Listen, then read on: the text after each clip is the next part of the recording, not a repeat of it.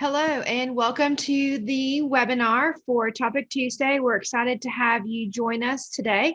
We're having some great speakers talking about the history of the Woodward Hines Education Foundation and the Attainment Goal in Mississippi.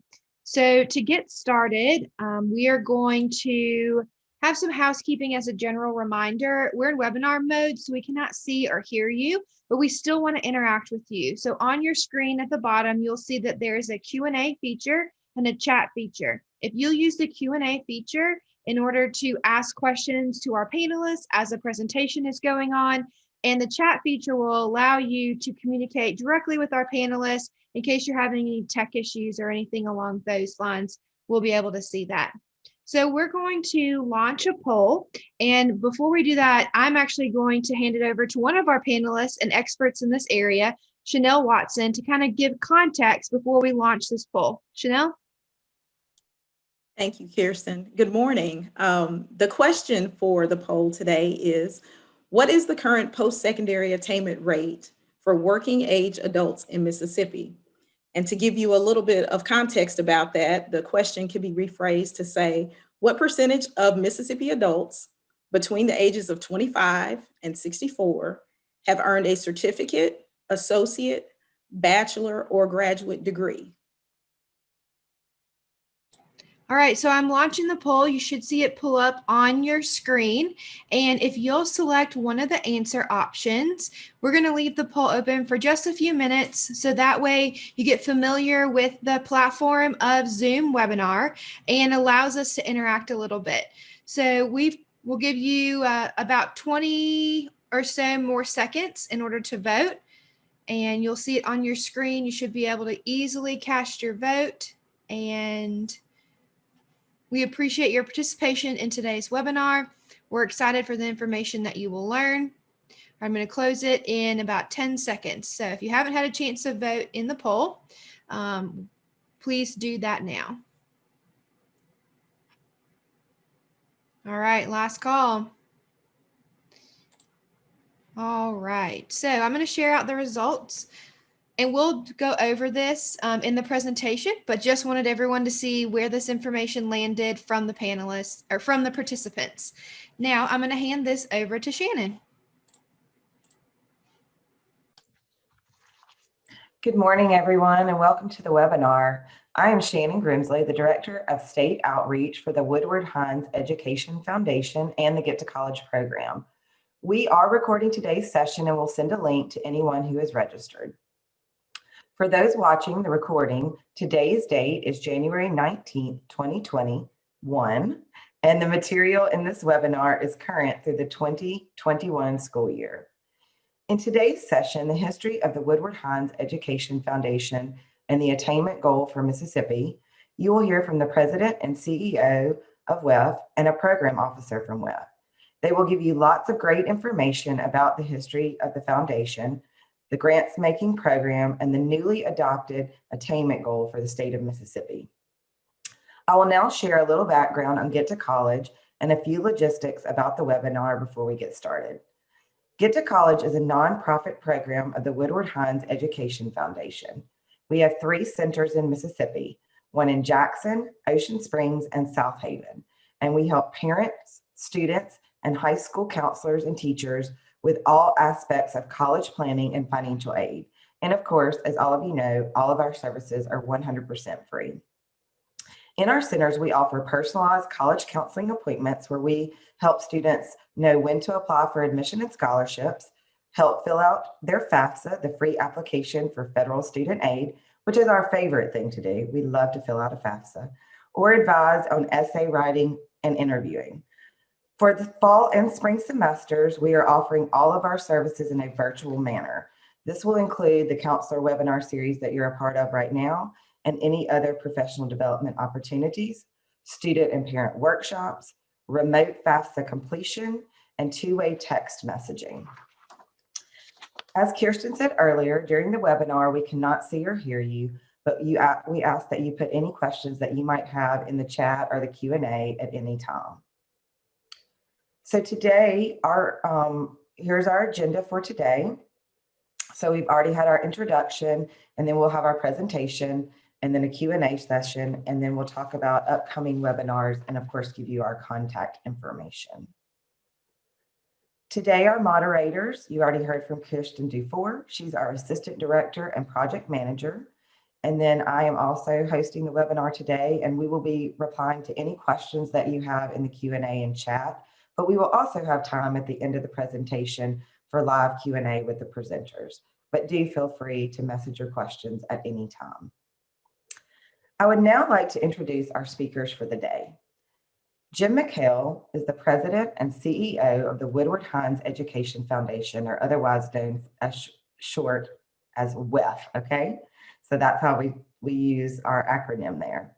But he is the President and CEO of the Woodward Hines Education Foundation and the Mississippi Higher Education Assistance Corporation based in Jackson, Mississippi. Woodward Hines is an independent foundation committed to helping more Mississippians obtain post-secondary credentials, college certificates, and degrees that lead to meaningful employment. As president of WHEF since December of 2015, McHale has led the organization's efforts to provide support to specific education initiatives in Mississippi by identifying and providing support for programs focused on helping more individuals obtain post-secondary degrees or credentials. Jim earned his Master's of Management from Aquinas College in Grand Rapids, Michigan. Yes, he is not from the South, but he has become a great Southerner. And he also earned a Bachelor of Science from Western Michigan University in Kalamazoo, Michigan. McHale has significant foundation experience, having been employed in the industry for over 25 years. He has served as several senior leadership roles, including Senior Vice President for Programs, Chief of Staff, and Vice President for Program Strategies with the W.K. Kellogg Foundation in Battle Creek, Michigan, where he worked for over 20 years. He has led a successful rebrand and corporate name change of our foundation from Education Services Foundation to the Woodward Hines Education Foundation in 2017.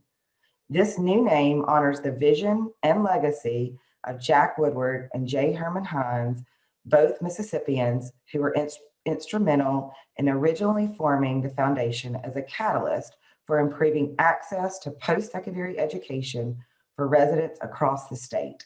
This change also acknowledges the process of the organization transitioning into a grant-making foundation. Under his leadership, WHEF has worked to scale its flagship program, Get to College, in an effort to increase post-secondary access and attainment among populations that have typically been underrepresented in higher education. Through direct services and partnerships, WHEF provides free college planning services to more than 45,000 Mississippians each year. McHale has also led conversations with state and national leaders about the importance of establishing and developing a strategic plan to support a post-secondary attainment goal in Mississippi, which is what we will be talking about more in the webinar. So welcome, Jim. We're glad to have you. Our next presenter is Chanel Watson. Chanel is a program officer with the Woodward Hines Education Foundation, primarily responsible for managing programmatic activity related to WHEF's statewide post-secondary attainment priorities. Prior to joining WHEF as a financial analyst in 2007, Chanel worked as an assurance supervisor for Horn LLP and an external grant manager for the Jackson Medical Mall Foundation. She has been licensed as a certified public accountant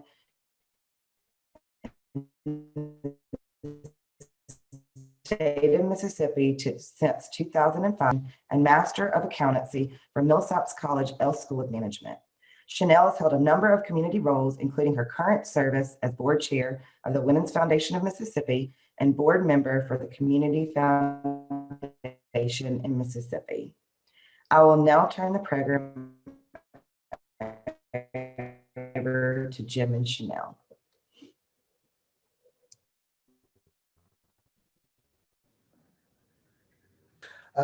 Good morning, Mississippi. As Shannon said, I may not be from Mississippi, but I chose Mississippi, and my wife and I got here as soon as we can, and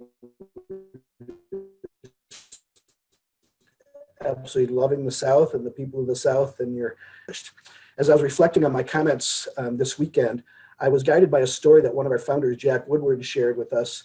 Jack was an ordained minister, Methodist minister. And after his ordination, he was scheduled to give his first sermon in his church, and he invited his mother to be with him. And after his first sermon, he said to his mom, he said, "Well, Mom, what'd you think?" And she said, "Jack, never have I heard someone take so long to say so little."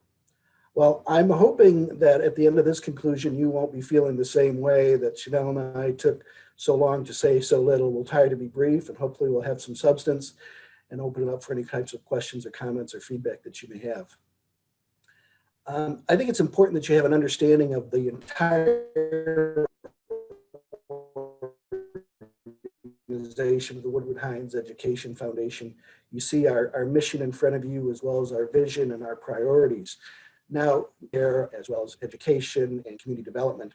Well, with our limited resources, I just think it's imperative that we remain extremely focused on the issue of which we were founded, getting more people to college and getting them through college, and then ultimately connecting them to meaningful employment. And so while there's so many needs out there, maybe in early childhood development or reading by age 8 or in healthcare disparities in the state, we really are committed to remaining focused on the priorities that our founders established this organization about. Next slide. At the foundation, we're guided by 6 core values, and this is how we behave internally with one another, but also how we work externally in communities. Staff don't have the opportunity to pick 2 or 3. To work here, you have to be committed to all 6. And I want to lift up 2 in particular for this discussion. The first one is the issues of increasing educational equity. We know that there are tremendous disparities by race and as well as socioeconomic in Mississippi when it comes to education. And we take the issues of educational equity very seriously and really look through an equity lens on how we're going to go about addressing some of these issues. And while we may have an endowment of 160, merely a drop in the bucket when you think of the resources that are necessary to address these issues. And so the Woodward Hines Education Foundation alone cannot take care of the issues that we care about. It requires partnerships and relationships with school systems, other foundations, state government. I would even submit national foundations and others to really come together to try to look at how we can increase the educational attainment rate for Mississippi. Next slide. So let's just get grounded on how we define college. Many of us have heard people say, well, college isn't for everyone. And I often want to say to them, is that for your children or those other children? We think college is for everyone because we think and we know from the data that to be economically self-sufficient, it does require some type of education beyond high school. And so we define college as any type of post-secondary certificate or degree that leads to financial stability. So it can be a 6-month certificate or a 3-month certificate or a 2-year degree or a 4-year degree, but anything beyond a high school education that will help people reach that economic self-sufficiency. Next slide. Now, I promise you I will not walk you through our theory of change, but for those of you that like a theory of change, you're welcome to go to our Woodward Hines and Get to College website to look at our theory of change overall for the foundation, as well as for each of our 3 strategies of increasing access, attainment, as well as connecting to meaningful employment. But I also want to share with you that while Get to College is our flagship program, it is merely one arrow in our quiver of the tools that we have to go about and try to achieve our vision and our mission. So as you know very well, we have our Get to College program, which provides direct services and also has moved into an awful lot of training. We are now a grant-making organization, which allows us to test various models, and if they work, see how we might be able to get those to scale. And so, as we know, with the challenges of this, we can't grant our way out of these situations, but it is a wonderful tool to test some various models, and you'll be hearing from Chanel Watson about some of those a little bit later. We're starting to move in the space of advocacy and public policy. If we really want to look at scale and real systemic change, it's going to really be about looking at those policy issues issues that continue to provide barriers for more people to be able to access college and complete college. And in fact, this year, we're going to be forming a student advisory committee to really start lifting up the voices of students throughout the state so they can share their stories with policymakers and others about the barriers that they're running into on a daily basis. We also see ourselves as a convener, an opportunity to bring organizations together who are interested in these issues. We convene funders and other nonprofit organizations to talk about these issues and find new ways that we can work together. We take evaluation and learning very seriously. Every grant that we do, our Get to College program, we have a very thorough evaluation, and we're very data driven. And we take that data very seriously to inform our actions moving forward.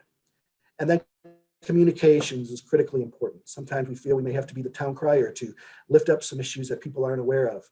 In fact, just recently we made a grant to Mississippi Today, which is an online newspaper that you may be familiar with. And we are funding a journalist who is going to be focused full-time on post-secondary education. This will be the only reporter in the entire state of Mississippi whose full-time beat is in post-secondary education. And so we look forward to seeing ways that they might be able to lift up the issues and the challenges, good and bad, facing higher education. At this time, I'm going to turn it over to Chanel Watson, our program officer, to share with you some examples of some of the grant making that we have done. Good morning, everyone, and thank you, Jim. Delighted to see everyone joining the webinar today. As Jim mentioned, we have some grants that we've launched in our short time as a grant maker. And I like to describe our approach to grant making as micro and macro. Our micro grant making approach allows us to get very granular and develop community and place-based relationships with institutions and organizations. And our macro approach really looks at systems change and transformation. You know, what can we do on large scales with the resources that we have available to us? And so I'm excited to share with you a few of the grants that we've launched thus far. The first of which being Team 36. Team 36 is a nonprofit organization based out of Oxford, Mississippi, and our partnership with them really relates to the development of ACT prep materials specifically for high school teachers to use in a classroom setting, and to also provide professional development for those teachers to be able to offer those supports to students. That grant, we've learned a lot from it thus far, and we're excited to see what we can learn in the future. But as of right now, we're looking forward to offering resources digitally for free to teachers all over the state. And we're also thinking forward to what would it mean to also offer lesson plans as a supplement to those ACT prep materials so that teachers can be more prepared in the classroom to offer that resource to students. Second, I would like to lift up our partnership with the Mississippi Community College Foundation. They are a foundation that is a 501c3 standalone institution, and they are charged with advancing the initiatives and the roles of community colleges and their coordinating board in the state of Mississippi. Last spring, when COVID-19 devastated our institutions by not allowing students to receive in-person instruction, Woodward Hines was fortunate enough to be able to partner with Community College Foundation to offer direct student supports, direct funding to students in each of our 15 community colleges for everything from technological assistance that could have meant Wi-Fi hotspots, as well as devices to be able to complete their assignments and curriculum, everything to housing and food security supports. We found that students not only have a challenge with curriculum and other academic supports, but they also had challenges outside of the classroom that needed to be addressed in order for them to be successful inside of the classroom. And so we were delighted to partner with them to distribute $300,000 to each of our, or to all of our 15 community colleges in the midst of students and institutions trying to parse out how they were going to utilize the CARES Act funding. So we were pleased to be able to do that. The third example of our grant making really touches on that macro grant making approach that I mentioned earlier. It's our partnership with Phi Theta Kappa. Phi Theta Kappa is an honorary society for community college students. It recognizes academic excellence early in a student's career. A student has to have successfully completed 12 credit hours at a community college institution and has to have maintained a 3.5 GPA at that institution for them to receive an invitation to membership. When we discussed with the leadership at PTK about potential barriers for students to be able to join their organization, one of the things that was lifted up was the membership fee. The membership fee is scaffolded. It has several portions, the largest of which is the international fee, which is about $60. And when we discussed with the leadership why that was a potential barrier, they said that low income, high achieving students may not have that $60, $65 to pay to join the organization, but were performing well in their classes. And so for us, that was a natural segue into providing scholarship support called Golden Opportunity Scholarships for those students who were eligible to join the organization, but were from low income households and may not have had those financial resources in order to do so. And so we piloted that grant in 2016 with 750 students. We were delighted that the persistence and completion rate of those 750 students was 99%, which meant that 99% of the students that we provided those scholarships to continued to be enrolled in their institutions or had successfully completed their credential. We scaled up that grant in 2018, and it allowed us to continue that partnership with PTK to support 6,600 students over 3 years. We look forward to receiving the same level of supports, same level of achievement with those students. So stay tuned on what we learned from that grant, because we look forward to sharing it with the community. And finally, I'll lift up our IMPACT initiative. IMPACT is an acronym that literally stands for Improving Mississippi's Persistence and Completion Together. It's a 5-year initiative that really started in 2019 with a landscape scan of our 4-year public university partners, asking them what specifically were the challenges and the barriers for them to be able to successfully serve students so that they could graduate. That landscape scan resulted in an RFP that we offered in November of 2019 to all of our IHL institutions. We received 8 proposals, and we awarded 7 of those in April of last year. And this touches on micro and macro grant making simply because each of the institution's proposals was for specific student success projects that they were proposing for their campuses.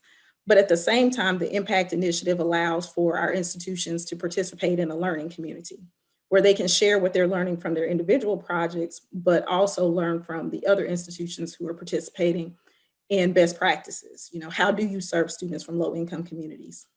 How do you serve students from communities of color in an effective way? And so we're looking forward to the learnings over the next 4 years with those individual grants to the institutions, as well as the evaluation of those projects and this initiative at large with our evaluation partners.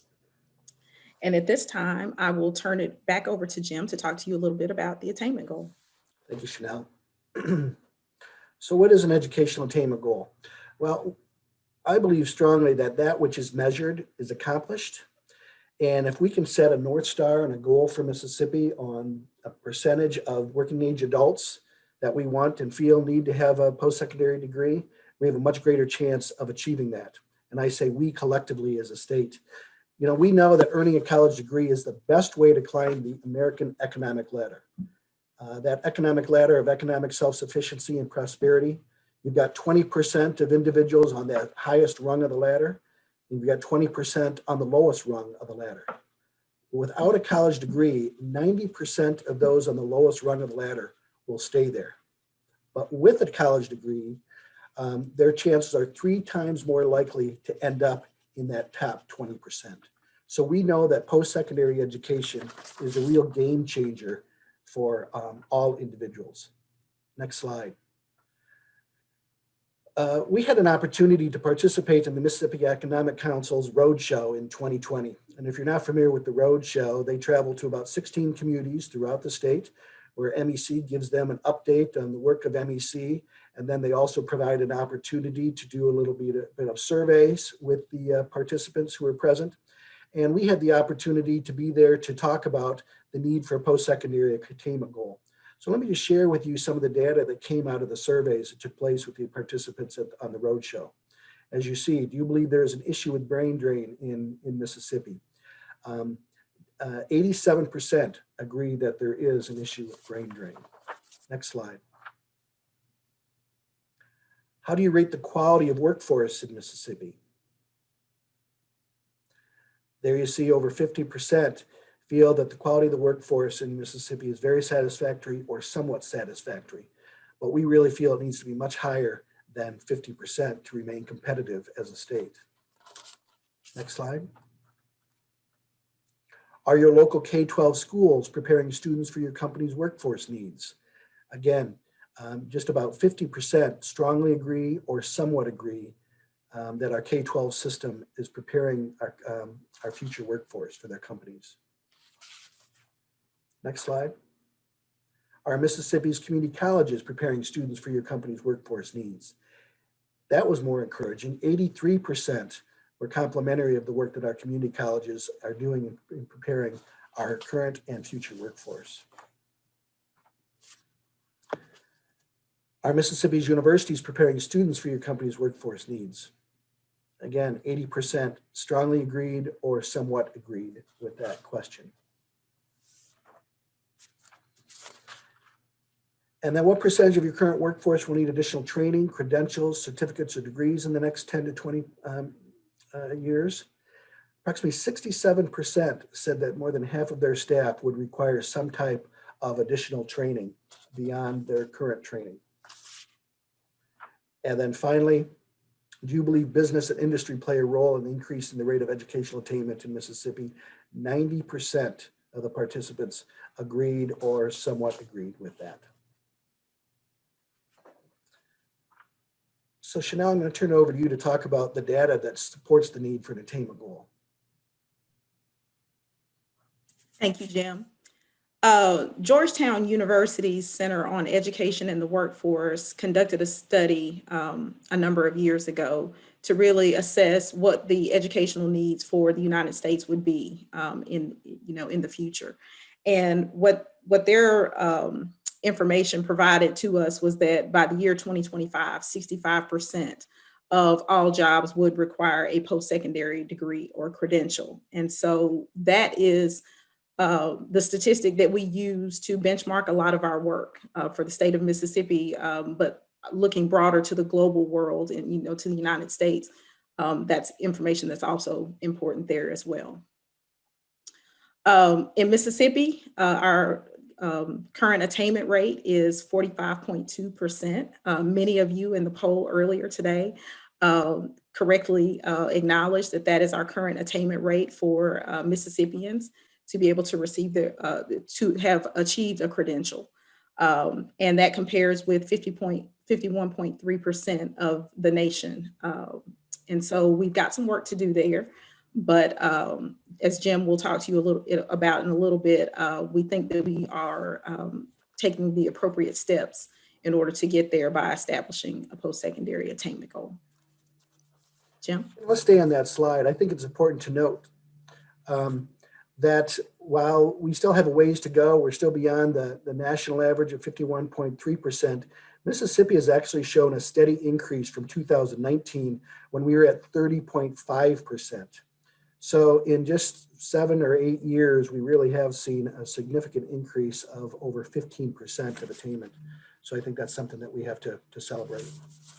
Next slide. So the key indicators of needs are pretty easily spelled out there. We really need to create a workforce that attracts more employers to Mississippi, that will pay the wages and the salaries to help more Mississippians reach that holy grail of economic self-sufficiency. We can't be training them for more, salaries and wages that will not allow people to live in a meaningful way with just one job. And we really want to look at how we can help more Mississippians reach that holy grail. And we remain very optimistic that it can be done and it will be done with all of us working in new ways together. So the next slide. So our North Star, we became the 45th state just this past October to formally approve a post-secondary attainment goal for the state of Mississippi. And that goal states that by 2030, Mississippi will increase the post-secondary attainment rate of its workforce to 55%, hence our logo of Ascent to 55%. And by 2035, Mississippi will increase the post-secondary attainment of its workforce to 60%. Now, it's going to be critically important if we look historically at the work of the Woodward Hines Education Foundation, specifically our Get to College efforts. It's really been focused on what we used to define as kind of the traditional college-going student, that young person who is 17 or 18 years of age, who graduates from high school and then goes on to college. Well, we know that we could graduate every high school senior over the next 10 years, and he or she could graduate from college, and we're not going to reach that attainment rate of 55%. We have got to start expanding our efforts and start focusing on adults, those adults who need to be reschooled and retooled. And so we're taking a special emphasis in our Get to College work to looking at how we can provide access support to more adult students. We're in the process of developing a grant-making strategy to focus on adults going back to school, which is also going to require us to start looking at some public policy issues. So many of you are aware of the financial aid for college for, again, what used to be the traditional college-going students. If an adult wants to return to college, there is no state financial aid for those individuals, unless possibly they are eligible for Pell and they never used their Pell earlier in their life. And so that's going to be a policy issue that we're going to have to look at, is really looking at financial aid for students, both young people, but also adults. And then the final slide, and we'll open it up for any types of questions or comments that you may have. It's time for us to change the narrative in Mississippi. My first few months when I arrived 5 years ago, I traveled extensively throughout the state, and I did a lot of listening and learning to individuals with our school systems and colleges and universities, and spent an awful lot of time in focus groups with students. And I quickly realized that talent is equally distributed across the state, but opportunity is not.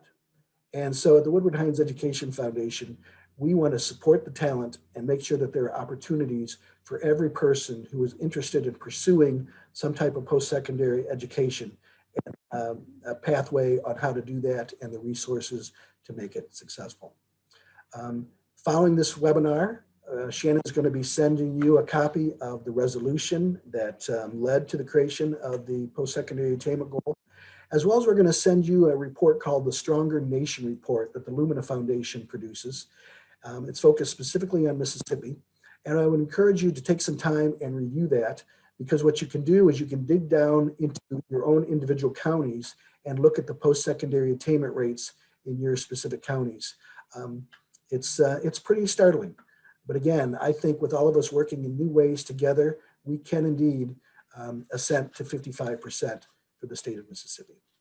So with that, we'd be happy to entertain any type of questions or comments you might have.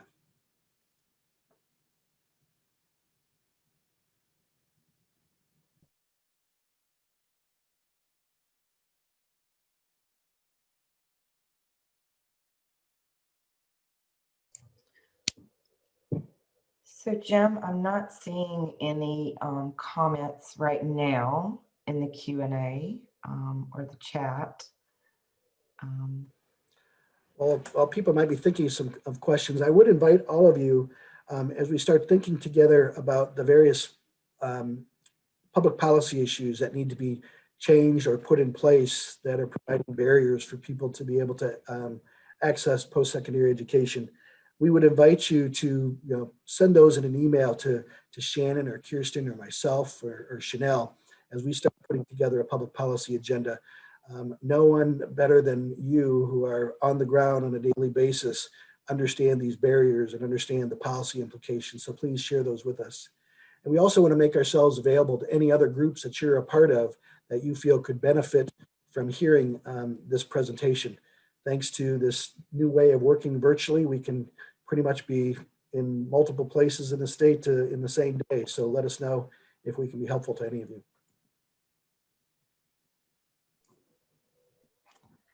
Great. Well, If we don't have any other questions, we'll kind of go over some of our ending information. Like Jim said, we are here if you have any questions about this, about our grant making opportunities, about the attainment goal, any of those things, we'd love to talk with you more about that. So thank you so much, Jim and Chanel, for spending time with us this morning. It was very helpful and informative. As Kirsten said earlier, we will email you the recording of this webinar in the next couple of days, and then we will also post it on our YouTube channel. We would also appreciate it if you would complete the short survey that will automatically pop up at the end of today's meeting. Please fill this out and give us any feedback, good or bad, on today's webinar so that we can keep improving this webinar series. Stay tuned for our next Topic Tuesday webinar, which will be Tuesday, February the 2nd. This webinar will be the first in a series of 3 for the month of February, where we will hear from all of our community colleges in the state about their distinctive programs and opportunities. The February 2nd webinar will feature speakers from Northwest Community College, Northeast Community College, ICC or Itawamba Community College, East Mississippi Community College, and Kahoma Community College. So we're kind of breaking them up into different regions of the state. And so February 9th, we'll hear from Mississippi Delta, Holmes, Heinz, ECCC, and MCC. That's a lot of C's. And then February 15th, we will hear from the remaining colleges: Colin, Southwest, Pearl River, James, and Mississippi Gulf Coast Community College. Then on March 9th, we'll hear about resources for personal finance. And then we'll move on to best practices for working with homeless youth. And we'll be hearing from a national organization on this. So I think you'll be very interested in hearing that. And then for those of you who are with us in the fall, we will again be hearing from the William Winter Institute, and we will be doing an interactive, it won't be a webinar, but it'll be a meeting, and it'll be an interactive session talking about the issues of colorblindness and microaggression. So we're really excited about that because it's going to be very interactive. And then we'll round it out with best practices for implementing a college and career readiness class. So we'll hear some ideas that have been happening in those classes. And then in May, as you all are getting ready for graduation, we'll hear about how student success offices across the state can support our incoming freshmen. So we think that's a very important and timely topic. We will continue this webinar series through the spring semester with these topics.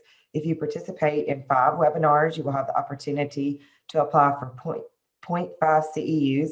And if you participate in all 10, you will have the opportunity to apply for 1 full CEU. And we will be building upon the ones in the fall. So if you attended some in the fall and attended some in the spring, we'll be building on that throughout the year to help you get the CEUs that you need. So you can register for any of these webinars on our Get to College website. They are listed under the Educator tab, and then choose Professional Development. While you're there registering, please check out all of our other resources for your students listed under that Educator tab. So you can see we have a couple other opportunities coming up very soon. On January 27th in the morning hours, we will be hosting a FAFSA training, and then we'll have another one in the afternoon hours in February. So kind of a morning session and an afternoon session to meet your needs. There will be optional CEU opportunities available for that. So these sessions are just going to help you as you assist students with filling out the FAFSA. We'll give you everything you need to know, yes, in a 2.5-hour time slot, to let you know how to fill out the FAFSA, or at least get started for your students. So Kirsten and I will be leading that, and we love to lead FAFSA training. So we hope you'll join us there. And then also Kirsten has been leading monthly college and career readiness teacher chats, and they will be happening every month for the spring. So join us for that, or let your teachers know who are teaching those CCR classes. And then last, on February 10th, our ACT guru, Stephen Brown, will be teaching an ACT instructor training. And again, these are virtual, so we can take as many participants who want to sign up. So encourage those teachers who are working with students as they prepare for the ACT to sign up for that. So here are the contact numbers for all of our offices, the South Haven, Jackson, and Gulf Coast office. If you have any questions, please give us a call. We are conducting FAFSA Fridays every Friday from here until the end of March. So if you have students who are still trying to get that FAFSA done, please have them call our office and they can schedule an appointment either on that FAFSA Friday or any other time with any of our other Get to College counselors. And we will be more than happy to help them complete that FAFSA remotely using Zoom technology or by phone call if need be. So thank you again for joining us, and we will see you again on February 2nd as we continue our webinar series. We hope you all have a great day.